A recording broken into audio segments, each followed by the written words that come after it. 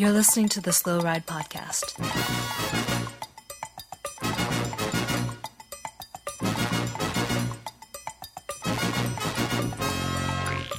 Bikes, advice, and rumors straight from the source. TheSlowRidePodcast.com and on Twitter at TheSlowRidePod.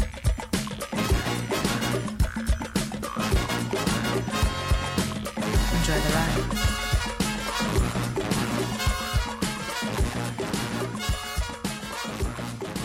Hello and welcome to the 271st episode of the Slow Ride Podcast. This is Tim in Orlando. Hey, this is Matt in Bahrain. And this is Spencer in Boston, Massachusetts, where I'm going to just right off the bat ignore what little guy said, but also... What? No, I'm totally in Bahrain. But also just apologize to our listening audience for my gravelly, slightly sick voice tonight. I've got the big pint glass of emergency here. I am doing my best, you guys, and I'm going to pull through, so don't worry about me. I just got to say, I kind of enjoy this Spencer more. Yeah? It's like a new Spencer. It's kind of like... This is a little more sophisticated Spencer. Well, I'm just thinking that like you're kind of like the... you ever seen the movie Last Starfighter? I don't think so. Kind of the replicant comes in and like maybe you're a robot and you're 98% correct, but the voice is just the one thing that's off a little. I see. Mm-hmm. But anyway. Yeah, I mean, that's kind of how I'm feeling. So anyway, kind of a not so busy week in the world of cycling, but definitely busy on the cyclocross side and some hot stove topics that we will discuss, including Bahrain Merida Giro's unveiling. I also got some great emails and listener questions coming through Apple Podcasts. And I think it's time that we really need to just dig down into it and say this is also the final week of the Wide Angle Podium Donor Drive. Yes. So we'll talk more about it in the Preem Lap. But we'd love and appreciate all the support that we've been getting from our listeners and supporters. And you can find out more by going to wideanglepodium.com and clicking that donate button. Yes, you can.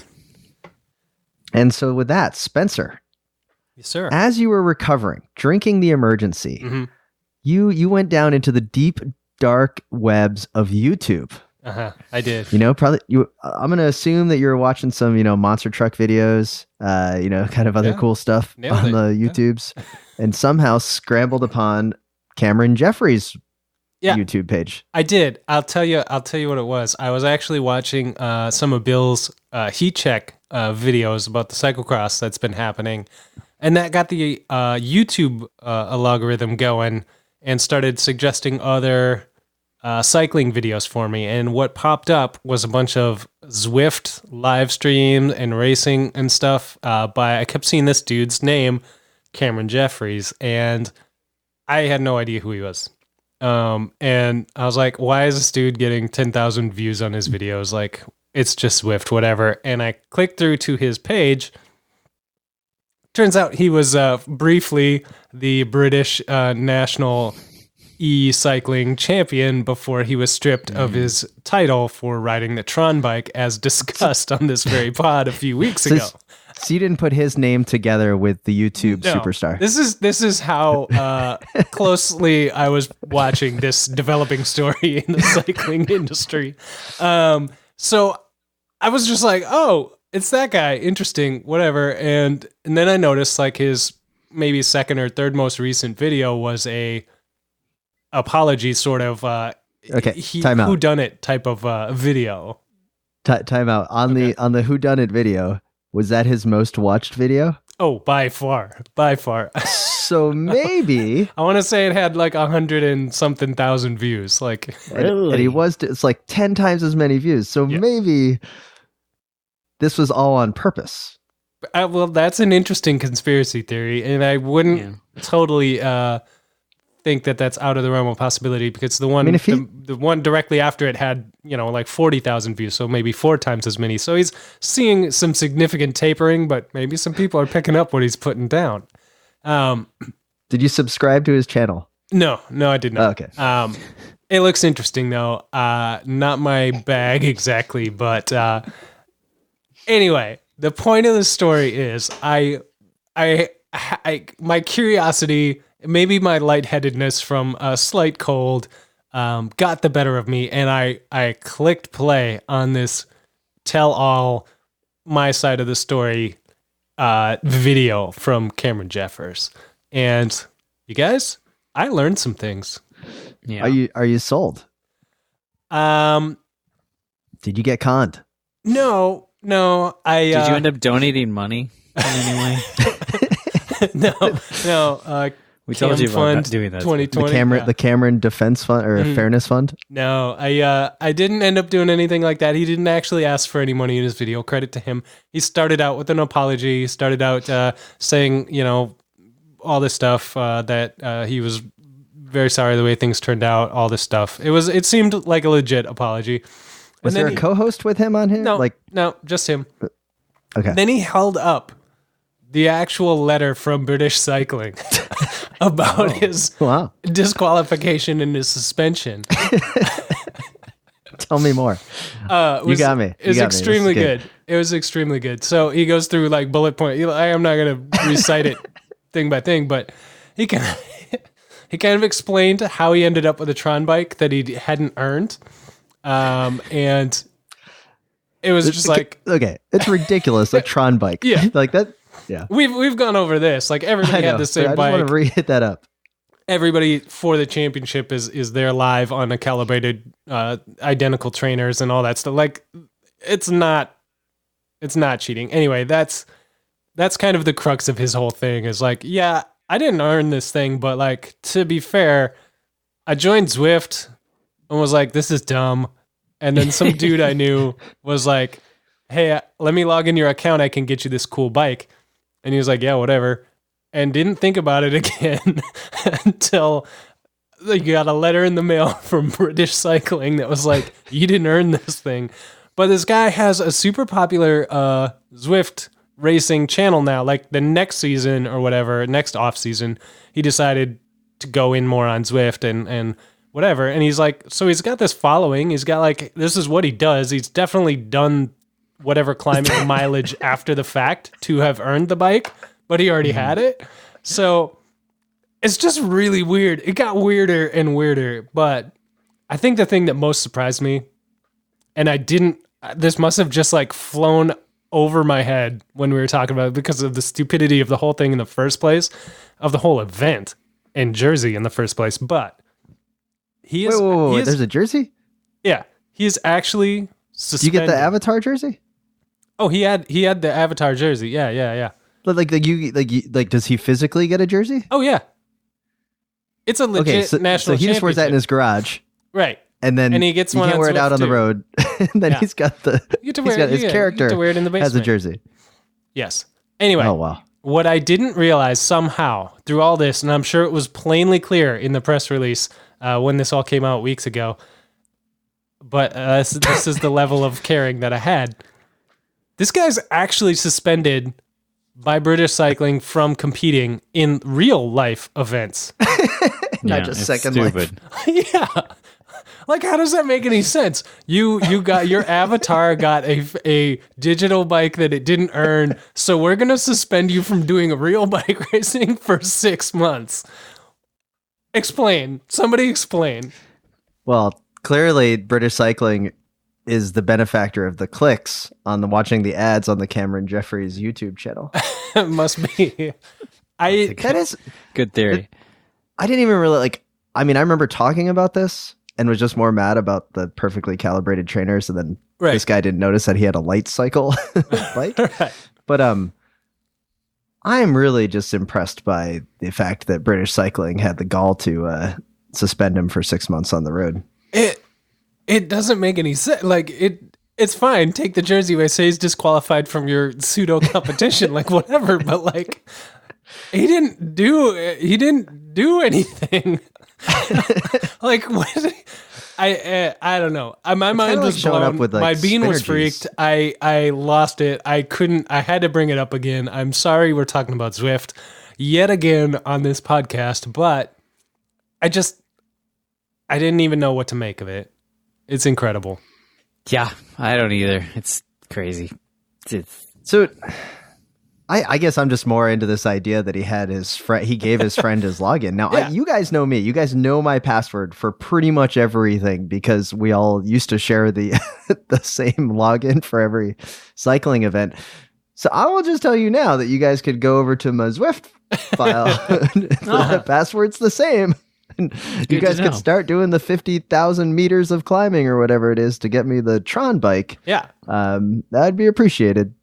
All right. I'll look into that. Yeah. As soon as I hit the basement, start training. So, little guy, you while Spencer was a man of the world recovering watching YouTube, you clearly were just knee deep in the current events of the day, reading the New York Times, the New Yorker, and I believe that you have the hot tip for the next great cyclist coming out of the Mideast or going to the Mideast. All we need is a couple $100,000. And we can get on that Bahrain thing, and I think we can make some big signings on that team. I'm 100% sure that's what Rudy was talking about, you guys. He's just trying to secure that financing to get Cavendish that padded out contract. Now, for our European listener, there was this story that recently broke that, not to get too knee deep into politics here, but old man Rudy Giuliani did the old classic butt dial to a reporter. And then during the conversation that he left on the voicemail, he was talking about Bahrain, and instantly, like you, little guy, I started thinking of the cycling team because I have no other reason to think about Bahrain, apparently. Yeah. No. And then he says, we just need a couple $100,000. Yeah, he's just trying to make some signings, man. So who do you think it is? Mark Renshaw? Like trying to get the lead out man for Cavendish again? No. Well, they Renshaw retired. Yeah, they have to aim higher than this. You only need a couple $100,000. Cavendish is now the lead out man for this mystery sprinter that they're going to get on board. Who, let's think about it. Sam Bennett, still, I think, not signed as far as I know. He could be a big player there. So Rudy Giuliani maybe playing the middleman here, trying to skim a little off the top. Yeah, I wouldn't put it past Rudy. He's definitely dipping his quill in all kinds of shady things. So why not this? Hey, well, speaking of shady things in the Bahrain Merida team, we did get a nice email this week that I know I'm jumping the gun a little bit, but it all comes together. Okay. This one comes from Jeffrey Aldrich, who hit us up. It says, "Hey guys, really loved the Halloween candy rankings. Keep up the good work. Now that I have an actual commute to work, your pod has been even more crucial. I just read this on dig.com. It's a bit of a read, but it's pretty fascinating. Hope you enjoy." And it's a link to the Outside Magazine article about brain stimulation and how Bahrain Merida basically is funding brain stimulation for their riders. And one in particular has found it super important for his career, and that's Domenico Pozzovivo. And basically, at the Giro in 2018, he started using this like brain stimulation that Bahrain Merida bought to boost his recovery. Yeah. Night after night, he faithfully donned the electrodes for a massage. And after 17 stages, he found himself in third place in the GC, on track at age 35 for his first ever Grand Tour podium. But the complicated logistics of grueling mountaintop finish in the resort town of Prado, Noveso, meant that he missed his session after the 18th stage, and for the first time in the race, he slept poorly. The next day, he lost 8 minutes to the leader and slipped back to 6th overall before finally finishing in 5th. To the staff at Bahrain Merida and to Pozzovivo himself, neither his career best performances nor the timing of his one bad day seemed like a coincidence.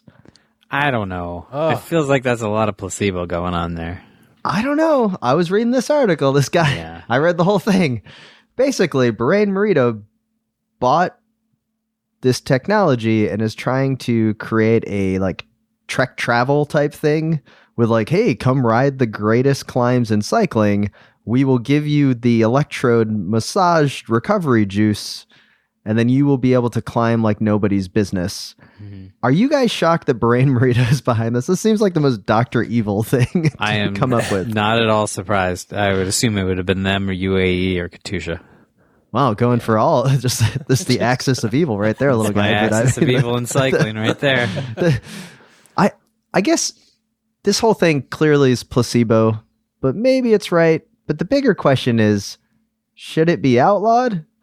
like altitude tents during a race? Like you can do it in your training? What do you guys think? If you can get suspended for 6 months for having a digital cartoon bike on Zwift, I think this has got to be in the rule book somewhere that they can kind of pencil this against some sort of rule that's already there. It seems, I don't know. It seems weird, but I don't know. I mean, what is it doing? What is it? So supposedly it's like strengthening the neuron receptors in your brain that control how you feel in recovery and to fuel like the messages. I don't know. I'm not the scientist. They were using lots of abbreviations in the article that I was just like, not going to read that, nor am I going to scroll back up to see what it is. Yeah. But it's like 6,000 word article. And you're like, I once put peppermint oil on my upper lip before a criterium because I read in Bicycling magazine that it would improve my recovery, and I was tired of getting dropped in Cat 5 crits in Minneapolis. Did it work? I remember that. It did not work, but I totally would have done it. It's marginal gains, man. If I was a dentist hanging out and I had a lot of money to spend, and I saw a flyer from Brain Marita that said, fly to Italy, get a neuron massage before each stage of a fake tour. Like if I was single, didn't have kids, clearly now I wouldn't do it with the stroke. I'd be like, that seems like a really bad idea. Yeah, but Mayev would have done it. So Posavillo's really hurt, right? Because every 3 years a black cat runs in front of him right before a grand tour and he breaks all his bones. It's his thing.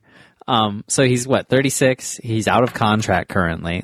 I mean, I think the real test of this is whether Bahrain Merida puts their money where their mouth is, or where Posavillo's head is, and they just strap one of these things on him for 6 months in some sort of like vat of yogurt, and he comes back stronger next year.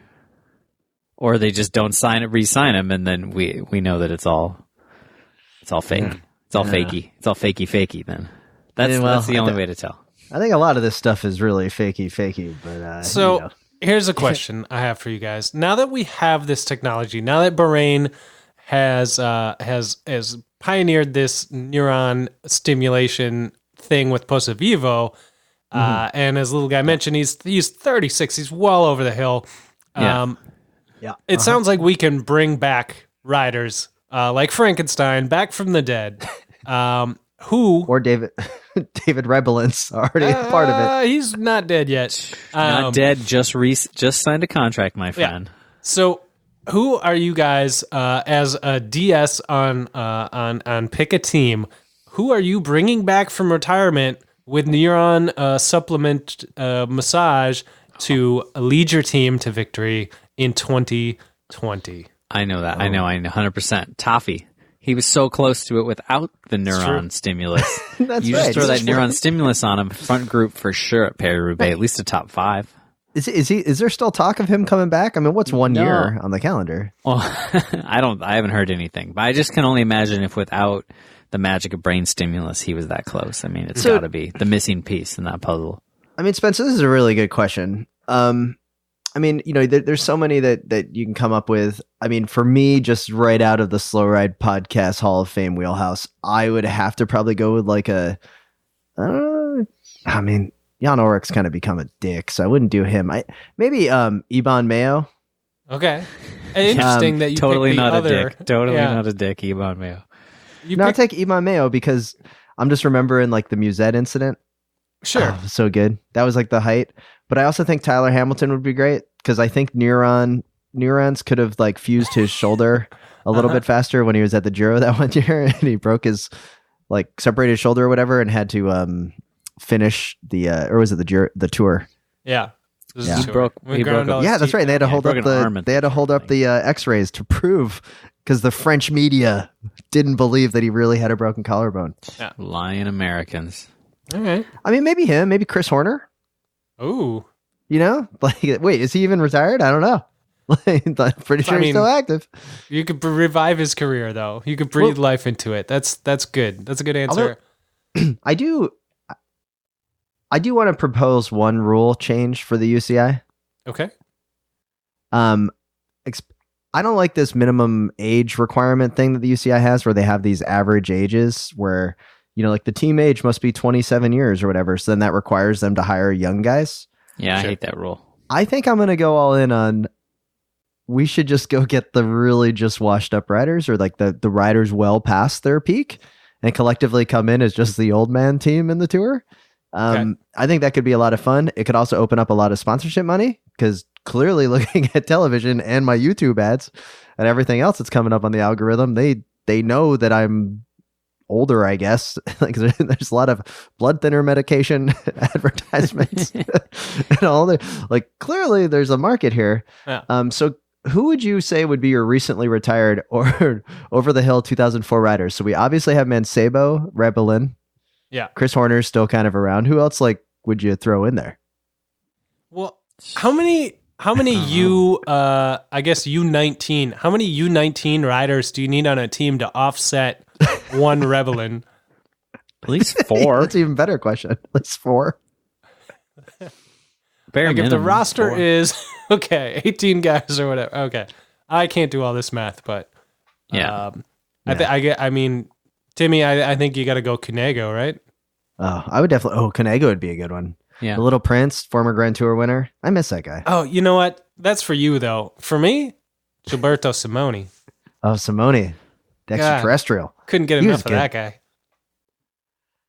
Oh, guys, I think that could definitely get us a World Tour license. That is 100% for sure. You guys know Rico's probably doing it right now, right? Rico? Oh. I mean, I know he's banned. He's still banned for like 4 more years or something. But he's probably starting his brain stimulus program right now just to be. This just means he's got a shot. God, this is where we lose all our listeners, as we just become glorification of past maybe dopers. But we should talk before we get into the preem lap about the Giro. They did release the course. I believe it's starting in Hungary. Okay, next year. I haven't looked at it. They're going to climb Mount Etna. That's cool. Last week of the stage, it's classic Giro's the last week.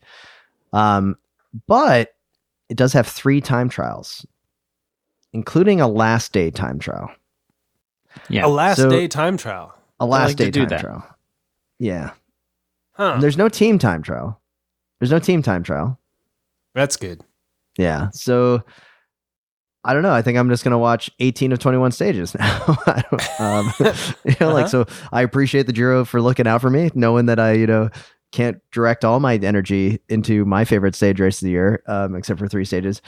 I guess it's going to be less boring than the Tour for the first time, because the Tour only has 1 time trial stage coming up. Yeah. Yeah. So, I mean, are they actively working against Carapaz? Do they not want him to win? Is that what this whole story is? Yeah, it's that. It's like basically just trying to get Bernal to show up. Yeah, or they want G to show up, Yeah. Or Froome. Yeah. I mean, it's sort of like you got your pick of Grand Tour possible like which winners. Sky rider do you want? Yeah, like which Ineos rider do you want to show up? You design a route, and then that's what you get, right? Well, one rider they won't have to be begging to get to show up is Peter Sagan, who announced that he will be at the Giro in 2020. And then I don't know if you guys noticed, the other press release that came out at the same moment was the cancellation of the Amgen Tour of California, because now no one will care about it because Peter Sagan won't be there. He was the defining feature. That's true. That's kind of punishing for Tour of California, I think, to not have Sagan. Although, does it really matter in the grand scheme of things? Like, do the residents of California know who Peter Sagan is, or are they just here come the bikes shutting down the roads again? Yeah, the fans know. No, normal people do not know who Peter Sagan is. Yeah. Maybe Sagan should just grow his hair back. That's my other tip for the day. So I already gave the UCI one, get rid of the age average requirements. Number 2, Sagan, grow back out the hair. It looked really good when he had it. Yeah, I agree. Can't argue with that. Yeah. I liked I crazy. want the flow, a little bit hairy. of the wings. Well, anyway, it's the Giro. We'll promise to be good. So we're going to go ahead and get into our preem lap here, and then we're going to be talking some listener emails, and then quite a bit of cyclocross conversation to be had. But let's get to the preem lap.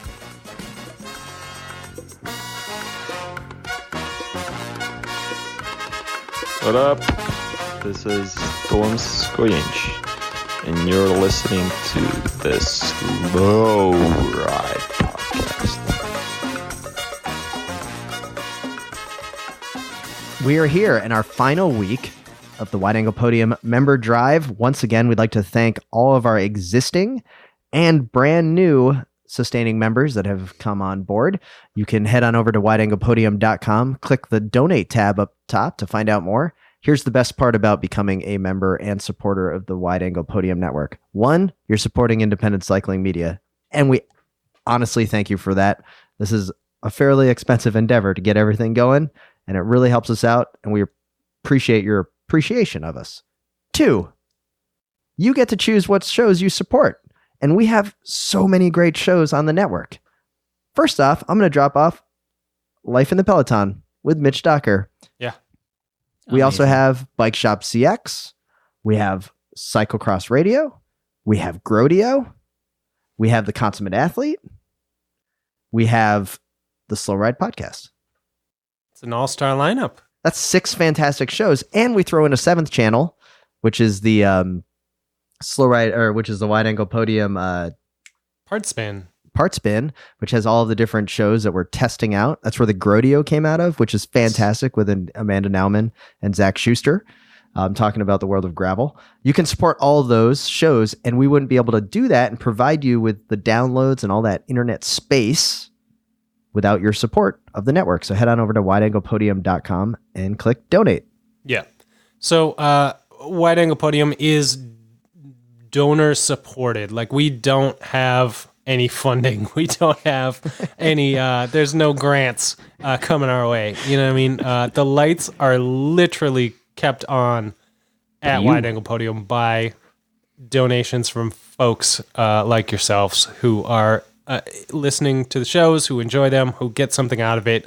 If it is something that's part of your routine every week, you listen to this show or others or whatever, it would really mean a lot if you can, kick us a little bit of your hard-earned cash to help us keep this thing going, because we don't get a lot from it, and we'd like to see it keep going. So that is my little plea. I just, we hope to see you on the red sheet. That's absolutely true. And I think at the end of the day, this, like NPR, we do this one time a year. This is the 3rd and final week that we're going to be asking for your support. Again, we appreciate it. We have some great prizes. We also are running a contest for the continuing supporters and the new supporters. And that is a sign or a Trek Factory Racing Belgian National Cyclocross kit. Yeah. The team, it's the Telenet Fide I don't Alliance. think it's signed, but I don't actually I will know sign this. it. I'll sign it. Yeah. We're thrilled to receive this jersey from the good folks at Trek, and that is what we're going to be using to help entice you to become a member or to continue on. So thanks for all that. We have many friends and listeners throughout the world that have signed up. So even if you're over in the UK or you're our one Armenian listener, go ahead and feel free and jump on board. We also are more than able to take one-time donations to help keep the lights on. And thanks. Yes. Yeah. Thank you. That is absolutely true. We'll stop bugging you about that now, and we'll start bugging you about other things like the WORX Hydroshot, which has been a fantastic partner to us. I'd say the WORX Power Shot definitely won the weekend in Cincinnati. We're talking about Cincinnati Cross, lots of mud, and the Power Shot was definitely a popular device there. Yeah. Because the best part is it's a portable power washer. You get it in 2 different power settings. The best part is you can have the cap adapter, so you can plug it into basically a 2-liter bottle of water. Yeah. This thing's incredible. It is completely portable, battery powered, like Tim said. You can take it with you wherever you're going, throw it in the trunk of your car and take it to a cross race. And if you race cyclocross in the US, you know that literally every single weekend of cross racing so far this year has been muddy, from DC to all the way back to Jingle Cross and Trek, and everything in between. So if you are an early adapter to this, you are patting yourself on the back because you are a genius. And if you have not yet partaken, head on over to yourcleanbike.com and use the promo code CLEANBIKE and get yourself 15% off any Hydroshot item. That includes the Hydroshot, includes extra batteries, includes the bicycle cleaning brush kit they put together. Just check it out. We've got a link in our show notes to a pretty hilarious YouTube kind of long form commercial that they made for it. That's definitely worth watching. It's pretty funny. But yeah, I love this thing. Everybody that we've showed it to or who has used it has also loved it. And I think you'll love it too. yourcleanbike.com, promo code CLEANBIKE, 15% off. Awesome. Let's get back to the show. We've got some pretty cool announcements, including one from Roller Derby.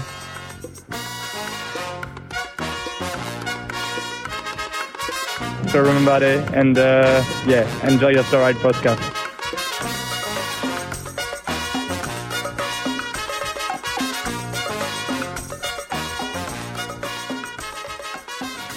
So guys, I got an awesome email today, and that came from the godfather of fantasy cycling that we all play, Roller Derby. Of course, I'm talking Luke. He sent out an email about a new version of Roller Derby that is currently testing. So Roller Derby, for those that don't know, just head on over to rollerderby.com, and then you can sign up for future updates on how to do certainly the best fantasy cycling game on the internet. Basically, it's like betting on cycling, but it's internet points, so it's really just your reputation. And as it's a member of one of the Wide Angle Podium Network, you can also support it by hooking up at wideanglepodium.com. But I digress. Little guy, did you get the note? Did you get the email from Luke? I got it, but it was while I was out with little Tom Boonen, and I didn't read it. So fill me in. All right. Here it is. Odds now are locked in when you make your bet. Oh, I So, love that. the I can, best all part my about silly this is that bets if will you- count now. If you get there early, right, you can buy a bet now, like, Lars Sweek winning this week's cyclocross race, and he might start at 16-1 naturally. And if he wins, you're going to win the money that you bet when it was 16-1, not if he becomes a 2-1 favorite later in the day. Yeah. That's the best part. So someone else comes in and kind of skews the odds, you're not going to get, you're not going to lose out for when you made the plunge on the bet as a long shot. I'm absolutely thrilled with this. Spencer, this is definitely going to help your game as well. Oh, I know. I'm very excited. I was already a top 10 player while you were down there languishing in the bottom. So this will only give me more of an edge. Yeah. Someone did the math that I had lost thousands of points on it. But I will say this, in the roller derby, Luke then also dropped this announcement. This is the cool part of the email besides the locked in odds, is that it looks like Cyclocross will be making a comeback on roller derby. So you're going to be able to start betting on some roller derby events, and maybe we'll run some kind of a contest for Cyclocross season here on the Slow Ride. We got another email here in the terms of a review. So I'm absolutely thrilled to read this one. 5 stars from the Mitch Docker fan club. Hey, it's our boys. Who owns the draft? Great podcast, gents. Motivated to do my first crit race in the spring. Question: who owns the draft on an open road? I was out training this morning and chased my way, solo bicep emoticon, onto a group of 4 guys who were clearly on a racing team. Suffice to say, they were not pleased to see me on their wheel. I can understand some shade. I can understand some shade if I was throwing off their pace line, but I was extra careful to hang far enough back and well clear of the 4's rotations. Personally, I enjoy dragging a stranger along when I'm feeling strong. Cheers. Spencer, was the Mitch Docker fan club in the wrong? Well, I was going to say unequivocally, yeah. But some extra information there about hanging just far enough off the back to let them do their rotations. That doesn't sound like he's exactly sucking the wheels. I don't know. It's maybe like it's eye of the beholder kind of thing maybe here. So I'm not sure I can let him off the hook yet. I think he might be adding that to kind of soften it. That's kind of like when you were a kid and you kind of stole something, and then your mom knew you stole it, but you're like, it was for a friend. Or if you, got yourself a Tron bike and you hadn't quite earned it. Yeah, sort of exactly. Yeah. So and this is a universally frowned upon move. If you don't know the folks in the group, just silently attaching yourself to the back, even if you're hanging off a little bit, is universally frowned upon. So I think the best case scenario for you, if you find yourself in this situation, is to ride up alongside and say, "Hey guys, do you mind if I tack on the back? I'm blowing up," or something like that. And they'll probably be like, "Ugh." No, don't listen to Spencer. Don't listen to Spencer. Here's what you do. You sit about 10 yards off him, right? How many meters is that?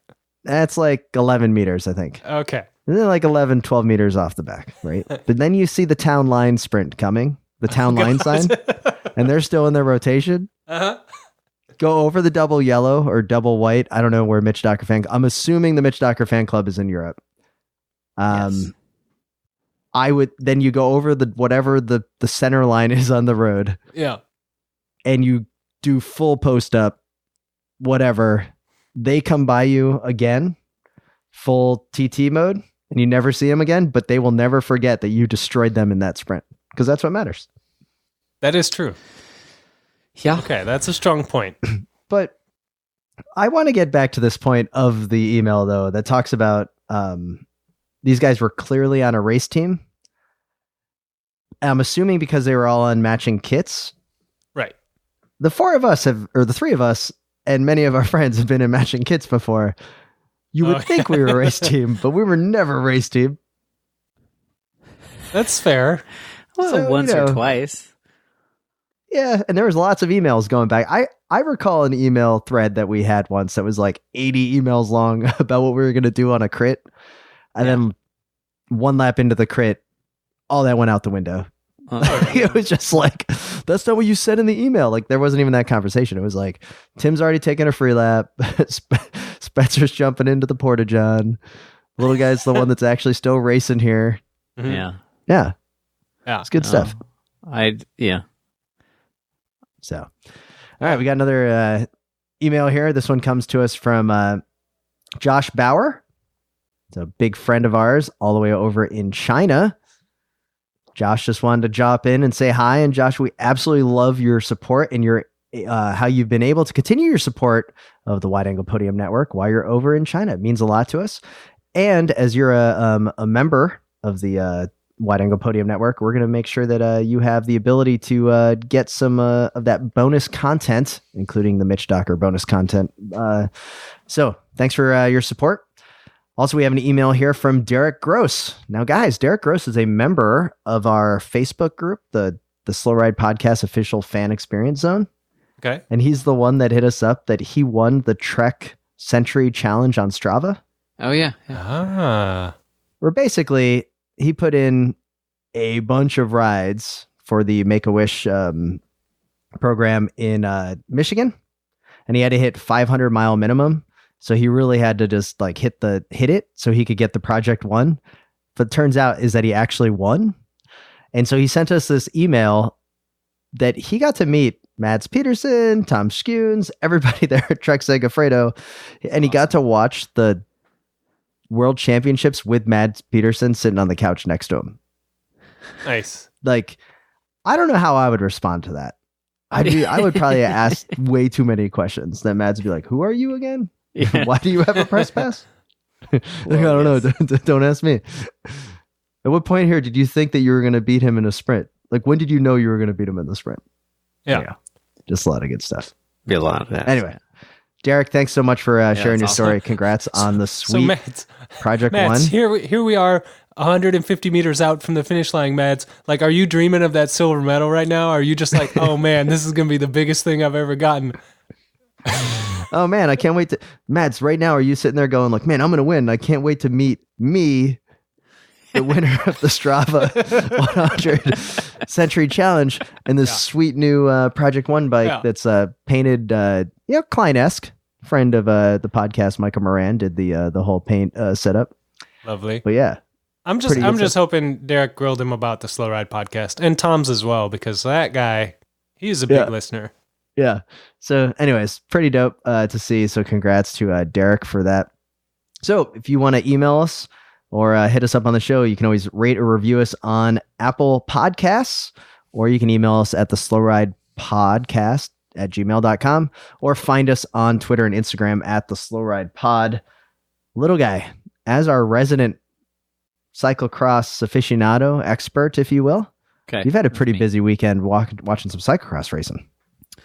I did. There was the Ethos or whatever they call that series now on Saturday in Beringen. Yeah.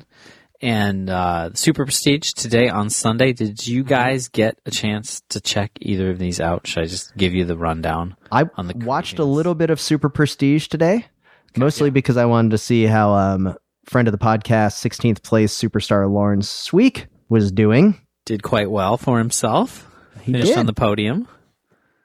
And Lars van der Haar taking a strong second place with Eli Azerbait. Pretty much nailed it. This today was the last. What is that? Tim nailed the pronunciation. Oh yeah, it was getting pretty better every good. week. Well, this was his last chance to win because Vanderpool's coming back next week. So this was the last of the preseason cyclocross Super Prestige series. Do you think Vanderpool is going to win the first race back? Has he ever not won the first race back in any discipline? Basically, Here's the thing. I was watching this race today, and I was watching Iserbeat off the front, and I was just like, well, I'm just trying to imagine Vanderpool another 40 seconds in front of him. And exactly. I was thinking about it, and then I was like, no, hang on. Vanderpool was a good 40 seconds ahead of Toon Aerts last year. Now, Toon Aerts is a good 60 seconds behind Iserbeat right now. So I like your math if I'm here. doing this virtual MVDP, he's actually behind Iserbeat on this track. So now, I'm thinking if he doesn't come in at 100%, he is definitely not winning. And if he is at 100%, I still don't think he's winning. I don't know what this. I feel like Spencer, that seems like really sound math. I love every single part of that. I like it's so it, true. No, it's flawless. I like to see. I can see you got some graph paper out, and you had a slide ruler, and you were like doing the distances. The slide ruler's that one that makes the funny noise when you move it, right? Yeah, sure. That's what they say. Put that on the soundboard for next week, Spencer. Okay. I've got one. I'll go grab it later. I just think he was only 40 seconds up last year because at a certain point he got the gap and he was doing tail whips and stuff, you know, and that's not as efficient as he could have been riding. Like if he had to fight it out with somebody, he would have just been hitting those gaps without the tail whip. That's exactly what's going to be his downfall. Because I was watching this last lap of this race, and Iserbeat is drilling it out of every corner. He's 1 foot like around some of these sweeping corners, just going for it, even with that massive gap. I think Vanderpool shuts it off at some point, and this guy will either catch him if he needs to, or keep him at bay. I hope you're right. I hope they have like a good battle. It could be great. And then in the women's race of Super Prestige, though, I just want to throw out. So Yara Castellan takes the win over Alice Arzufi of Italy, and I was like, wait a second, that's not the one single Italian cyclist that I know and follow in cyclocross. That's not Eva. Who is this? Who is this imposter? So now I need to watch that, and that was pretty awesome to see. There's a lot of women stepping up this year who I don't have a lot of familiarity with, and I feel very confused when I watch the women's race, which is great. Like there's more fast women stepping up, but I definitely felt like I was finally starting to not. I feel like I had the men's ones. I always knew what was going on. And I felt like last year I just turned on the women's race and I was top 10. I knew who they were. I could kind of play out scenarios while the race was going, and now I turn it on and I'm like, damn, square one again. So let me ask another question though. I'll get there. Thibaut Nice wins the junior race, the UCI men's junior race. Yeah. Right? Wins it by a second. Yeah. So when does Matthew Vanderpool start getting worried about Thibaut Nice? Dude, Vanderpool's not nervous about anybody. Come on. Yeah. Now, I want to jump back real quick, Tim, to this women's race, because little guy was just saying how he's not feeling as confident about knowing everyone in the race, or at least at the pointy end of the race. It's good. And there's one thing I want to comment about that because one name that he would know that should have been there wasn't, and that's Katie Compton. Oh, that's right. Yeah, she raced Saturday. This is big news. She was on the start list. Why wouldn't she race Super Prestige? That's by far a more important race. Mm-hmm. It is, Tim, and I'm glad you point this out because she's on the start list.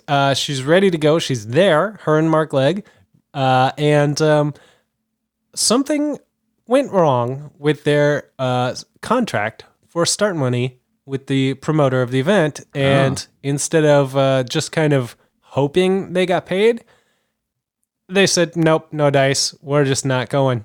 Because that's how things work over there.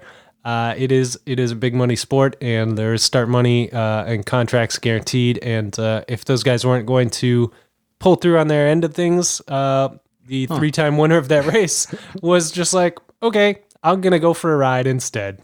Bye. Yeah. I hope that gets worked out. It'd be a bummer not to see Katie at more of those super prestiges. And she got third on Saturday, so she's obviously in form right now. So riding well. Yeah. So other racing that was happening in the world of cyclocross was probably what some would argue the begin of the death of the UCI C1 series here in the US because of the little known, I was listening to Cyclocross Radio, the media pit. I was talking a little bit about this. Bike Shop CX was telling me all about it at Madison when we were up there. That there's this whole setup where you have to have 5 representatives from 5 countries to keep a C1 designation. And of course, since America is surrounded by an ocean and 2 countries on border, we rely on Canada and Mexico, maybe, and really Carolyn Monty to be from France, and maybe someone that's over for Nash, an exchange student that may be from Great Britain to kind of be our 4th. So only 4 countries were represented at the C1 in Cincinnati this past weekend, won by Carrie Warner and Magali Rochette of Canada in the men's and women's race. Yeah. So per the rules, that one doesn't look like it will be allowed to be a C1 again next year. So that would be, there's only 2 left, UCI or C1s in North America, right? Because that would be the Trek one and then the Pan American Championship? That's a different designation. It would be Jingle Cross has one and Trek does not. Yeah. It would be Charm City. Charm City, thank you. So it'll be great to see what Bill and the gang over at Cyclocross Radio come up with, because that's we really want to learn more about it. Head over there. Yeah. But I mean, I'm surprised we couldn't pull 5 countries. I mean, we had the Ukrainian national road champion at our cyclocross event in Minnesota. That was just dumb luck, though. He just was dating somebody that lived in our city. Yeah, but can't they just put up a flyer, put it up on Tinder or something? Hey, do you race cyclocross? Are you from another country? Do you have a license? Help us out. We will upgrade you today. Because there's always I remember when the women's Nature Valley Grand Prix came through Minnesota. There was always the national champion of Bermuda or a Caribbean island country. Mm-hmm. Maybe it was the Cayman Islands or something, where someone was like, I got a lot of money. I'm going to create the Cayman Islands Cycling Federation so I can become the national champion of that event and ride this really cool jersey around. You think maybe they could do that? Well, one year at the Northfield Crit, me and Spencer got to race the Trinidad and Tobago national team. Showed up to the Northfield Crit. So Emil Abraham just brought his crew. And it's a small little teeny island nation, but I gotta say that crit was fast. Yeah, they were quick. It was super fast, and what was really against me was that it was super steamy and muggy and hot, and I was like, man, I bet this Trinidad team is just this is nothing. Whatever, man. It's 100 degrees and humid, not a problem. Well, and since it's cyclocross season, it is that time of year on Pro Cycling Stats where for a week on end, the races that are at the top of the calendar are Tour of Guatemala. Yep. And then, Tour de Faso, in Burkina Faso right now, where the Angolan national cycling team is currently representing and crushing it, I mean, you're kind of like, oh, it'd be really cool if we could get some of them to our C1 series here in America. Because meanwhile, there's like 4 C1s that were in Europe. And since all the countries are within like a Sunday drive of each other, they get plenty of racers. And it's totally messed up with the UCI is coming down on us. And, it's time for revolution. Well, maybe, I mean, I think our best solution is to get California and Texas to finally secede from the union. And then there, we'll pick up 2 nations pretty easy for all our races. There has to be a Puerto Rican national cyclocross champion, right? I don't know if you're aware of this, also based Tim. here in America. Tim, I don't know if you're aware of this, but Puerto Rico is a part of the United States of America. You would think, but they are their own cycling federation. That's why they're in the Olympics on their own flag, little guy. Yeah? But do they get... That doesn't make any sense. I'm here spitting facts. It's true. It's a little weird, little guy. It's a lot like Australia and New Zealand. They're totally different countries, even though they're close to each other. Well, I guess we just shouldn't help them rebuild then. That makes sense. Yeah, it is kind of so anyways. They have their own cycling federation, then they're on their own for everything else. So the Super Prestige, Lars Sweek took third. That's the most important stat of the day. Meanwhile, in Spain, at the C1 in Spain, Dieter Sweek got second.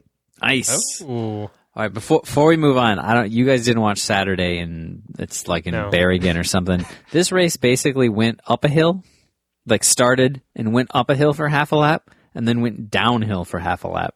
It was bonkers. It was the craziest fast dirt, like dry descending where you can see. Was it just like a 180 at the top? It was like the whole race was like just a lump of a hill that was like a wall. And they literally switchbacked up it, and then they like bombed down the other side at crazy speeds. When people did crash, it was bad. Like one dude crashed and just got up and immediately grabbed his collarbone and just walked off the course. Wow, but it was a super cool race. It was super fun to watch. Pidcock went out super fast and just like ripped away with Quentin Hermans, and then eventually Pidcock went down and Hermans just rode away. But then Toonerts had a nice battle coming back from getting barbed wire stuck in his frame on the first lap. Jesus. He was fine. He just like wait. The UCI allows that they can be a C1. Yeah. Like they have barbed wire on the course. Everyone rides up to the top of the hill for like half a lap, and he pits immediately because the pit's like basically on top of like a 10-story mountain. Like it's crazy. Like the views from the top of this were like you were on level with the top of a factory that was next door. So was this a trash dump at one time? I don't know. It's like it's nuts. You got to watch it. It's just like up and then like down at like 100 miles an hour, and some of the descents in this, I mean, it looks like a mountain bike race. There's like big banked berms, and they're just whipping around at like 100 miles an hour. Like it was a crazy race. It was just like not a course. It was not like any course I'd seen. And since it was super dry, it was like everyone's bike is bouncing around as they're descending at speeds that don't seem good. They seem scary. It was fun. Watch it for some highlights of Pidcock and Hermans like railing down these descents because it's let's talk about harrowing. Oh, sorry. No, this is the exact kind of course that I love, and obviously little guy loves, and what I'm hoping Romain Bardet loves too, because the hot rumor on the street is that he's coming out, tour contender to race some cyclocross.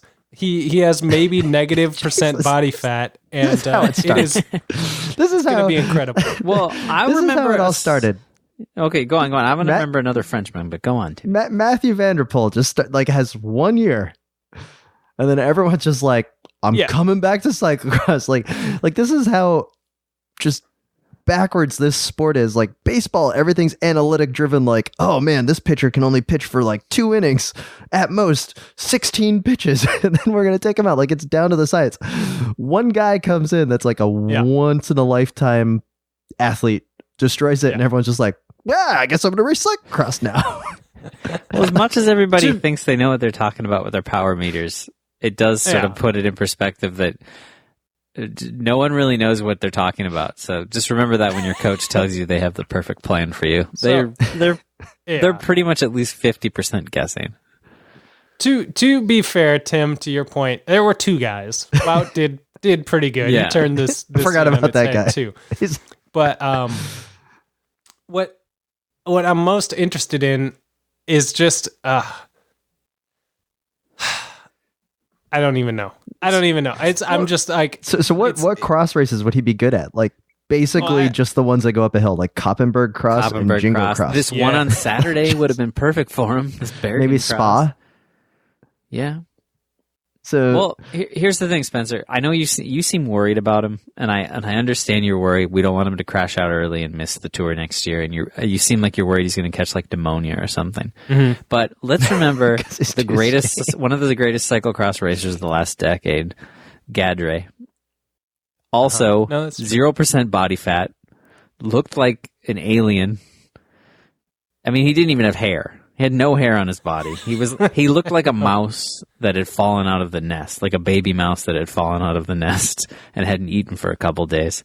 And he was a great cyclocross racer, and he also, he once podiumed at the Giro. So yeah, it's possible to be both a great, it absolutely is. obscenely skinny how much Frenchman. racing is Bardet going to do? Sorry. I have no idea. But Such a good rumor. He's coming out. He's going to check it out. He's going to see what it's all about. Get some of the snap into his legs and take that into road season with him. So that is exciting stuff, So- you guys. How many more Grand Tour contenders are we going to see this fall? It's starting already. Well, we're already Maybe going Froome will do it. We're already seeing one right now, Thomas Pitcock, because surely this guy has already like signed a blood oath or something to Ineos, right? I mean, assume so. I don't know, man. Like Yeah. what is he still doing? He's so ridiculously strong. Britain really cares about cycling. Like, he clearly has to be the guy. Like, It does seem a little He's not crazy Ian that he Field. hasn't. I mean, he created his own team though. He was he was sort of like, I don't know. I'm with you, Tim. I'm a little surprised. I'm all in on this guy. I like his style. He's doing the privateer route, but someone's definitely bankrolling it. Yeah. All right. I'm just throwing that out. Hey, little guy, you were talking about this race that went up the hill and then it just came down. It reminded me back in like 2000, I don't know, maybe it was like 2007, 2008. We were doing like a family vacation or trip or something out to Montana. So back then I used to care about bike racing. And so I went on USA, or to like actually race it. I went on usacycling.com to see like, oh, what events, what races are happening in Montana while I'm on my trip. And I saw the flyer for like the Montana State Road Race Championships. Oh, you better jump into that. Yeah, you'll do great. Yeah, you're right. The course itself, it was like a 30-mile course. But at the end, it says like in the small print, it was like 30 miles along US Highway 2 or whatever, like 2A, Mm-hmm. one turn. And they showed a map, and basically it was like 15 miles that way, and then they had a cone in the road, and then you did a 180, and you just came back. Wow. So it was a group time trial. This may actually have been the one race that I could do decent in, because it was just because the last turn was so far away from the finish that I could probably get back up, That's crazy. I didn't think and it was straight as an arrow. Anyone could do races more boring than some of the races we used to do around here, but I guess. Yeah, it was one turn. I couldn't believe it. I was like, man. But how much climbing was there? I'm pretty sure it was, maybe you went over a butte or two. Oh yeah, But I that would have don't been think- too much for you. I know the one year I went to Arizona for like a month or a week or two in January, and I hung out in Tucson, and I thought about doing a road race that was up by Phoenix, and I'm really glad I didn't, because I thought maybe I still had form because I did nationals that year for cross, and I was like, I still probably got a little bit of form, and I'll ride for a week and then I'll do this race, and I did one group ride, one of the shootout group rides in Tucson, and was just blown out the back so quickly before we even got 5 blocks out of downtown. I was just like huffing and puffing and just totally screwed. I was like, whew, really glad I didn't pre-reg for that race in the mountains. Like a total dummy showing up from Minnesota, like all pasty and shit and just getting dropped. Ugh. So this got me thinking, like back in the day before Bike Reg came around and USA Cycling's registration system, my I really enjoyed going on to see what race flyers used to look like, because some teams would be really all about it. We, for instance, had a really good race flyer when we did the campus crit all those years ago. Spencer did a great job of designing it. Maybe we'll put it up on the Instagram. That was top notch. We had like the Monopoly guy walking around with money, and it was just like, come to our race. It's amazing. Fantastic stuff.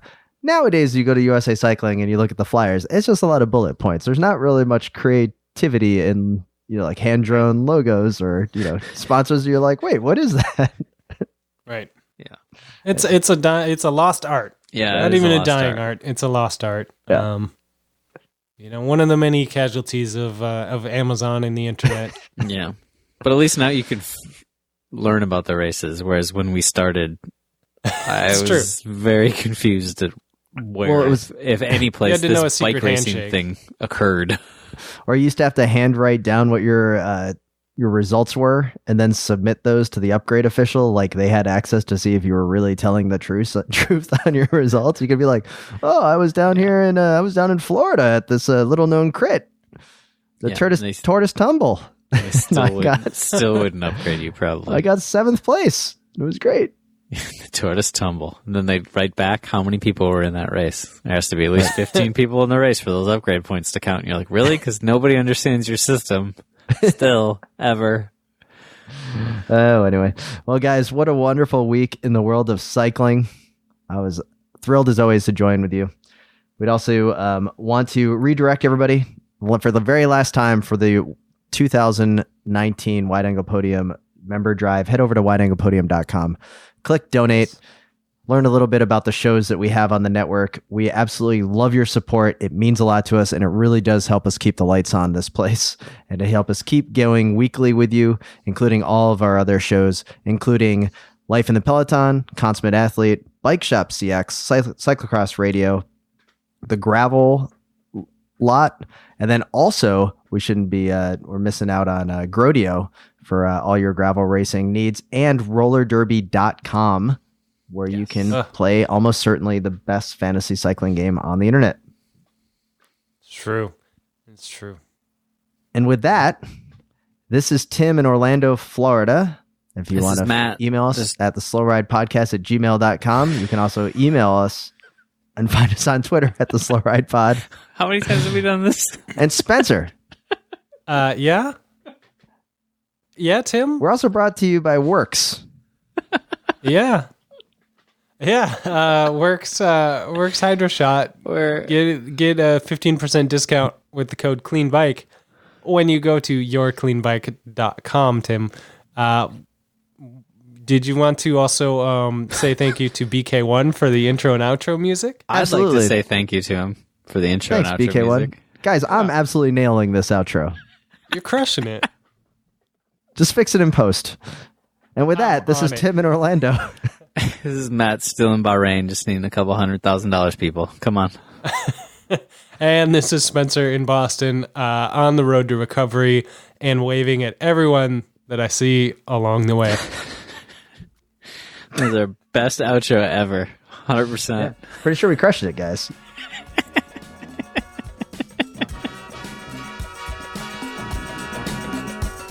The Slow Ride Podcast. Bikes, advice, and rumors straight from the source. TheSlowRidePodcast.com and on Twitter at TheSlowRidePod.